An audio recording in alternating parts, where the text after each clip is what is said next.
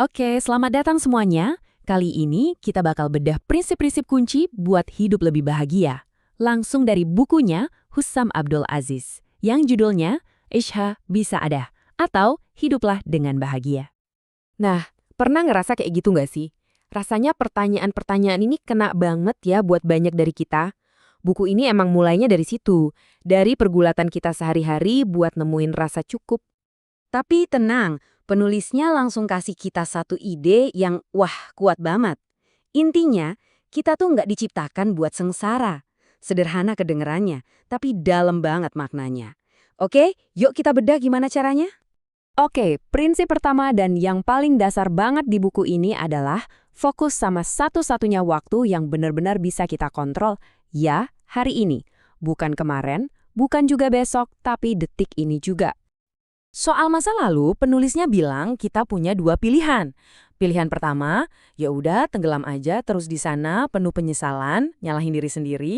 Atau pilihan kedua, kita jadiin masa lalu itu pelajaran, tangga buat kita naik, bukan jurang buat kita jatuh. Nah, ini ada contoh nyata yang keren banget dari sejarah. Amr bin al-As. Coba bayangin, 20 tahun loh dia melawan Islam, tapi pada akhirnya dia milih buat ninggalin masa lalunya yang kelam itu buat mulai lembaran baru. Ini bukti nyata kalau perubahan drastis itu sangat mungkin terjadi. Penulisnya sendiri juga nggak cuma teori loh, dia cerita pengalaman pribadinya, gimana dia kejebak 8 bulan gara-gara urusan visa. Tabungannya ludes, stresnya bukan main.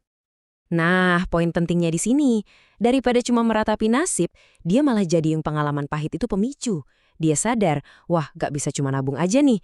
Akhirnya, dia ubah total strateginya. Dari sekedar nyimpan uang, jadi investasi aktif. Krisis itu justru jadi titik balik buat keuangannya. Oke, cukup soal masa lalu. Sekarang, gimana dengan masa depan? Ini nih, biangnya kecemasan buat banyak orang. Uniknya, buku ini nawarin metode yang super praktis, yang justru datang dari penemu AC modern. Loh, kok bisa? Jadi ceritanya si carrier ini lagi pusing karena proyek gedenya gagal. Terus dia bikin teknik 3 langkah ini. Pertama, dia bayangin skenario paling buruk yang bisa terjadi. Kedua, dia terima itu dalam hati. Oke, kalau itu terjadi, ya terjadilah. Nah, yang ketiga, setelah hatinya tenang, baru deh dia fokus cari cara buat memperbaiki situasi. Hasilnya, pikirannya jadi jernih dan dia malah bisa nyelamatin perusahaannya. Oke, masa lalu beres, masa depan udah ada caranya. Terus, gimana dengan masa kini? Nah, disinilah penulis ngasih peringatan keras soal jebakan yang dia sebut kehidupan paralel. Coba deh kita jujur sama diri sendiri. Sehari-hari perhatian kita paling banyak kemana? Jangan-jangan kayak gini nih. Sebagian besar energi dan emosi kita habis buat dunia maya. Scroll media sosial, baca berita, yang sebenarnya kalau dipikir-pikir nggak ada hubungannya langsung sama hidup kita. Ironis ya. Untuk ngingetin kita lagi soal pentingnya masa kini, buku ini ngutip sebuah hikmah yang dalam banget. Intinya, kalau hari ini kita bangun dengan rasa aman, badan sehat, dan ada makanan buat hari itu tuh udah kayak dikasih seisi dunia. Kebahagiaan itu ada di situ, di hal-hal yang sering kita anggap sepele. Terus, gimana caranya biar kita bisa balik ke masa kini? Nah, buku ini ngasih resep yang simpel banget buat ngebangun kebiasaan baru. Gampang, praktis, dan bikin kita lebih fokus sama hari ini. Oke, kita masuk ke prinsip inti yang kedua. Hiduplah dengan fleksibel. Kenapa? Ya karena satu-satunya yang pasti di dunia ini kan perubahan. Pertanyaannya simpel. Kita mau ikut arusnya atau kita mau ngelawan dan akhirnya tenggelam? Contoh paling ngena soal ini, kisah Nokia. Dulu, siapa sih yang nggak kenal Nokia? Raja ponsel. Tapi waktu smartphone muncul, mereka keras kepala, nggak mau beradaptasi.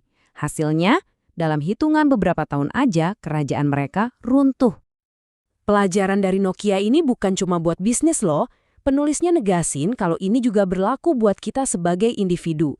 Kalau kita kaku dan nolak perubahan, entah itu di kerjaan, teknologi, atau bahkan hubungan, ya kita bakal ketinggalan zaman sama kayak Nokia. Oke, jadi dari semua yang udah kita bahas tadi, apa sih kesimpulan besarnya dari buku Hiduplah Dengan Bahagia ini? Apa poin utamanya yang harus kita bawa pulang? Intinya tuh sebenarnya ada di sini. Kebahagiaan itu bukan sesuatu yang kita tunggu datang. bukan hadiah lotre. Tapi kebahagiaan itu adalah sebuah skill, sebuah keahlian yang harus kita latih tiap hari dengan cara ngatur kemana fokus kita pergi. Pada akhirnya buku ini ngasih kita kekuatan buat memilih. Jadi pertanyaannya bukan lagi apa sih yang bikin bahagia, tapi langkah kecil apa yang bakal kita lakukan hari ini, sekarang juga, biar hidup kita lebih bahagia.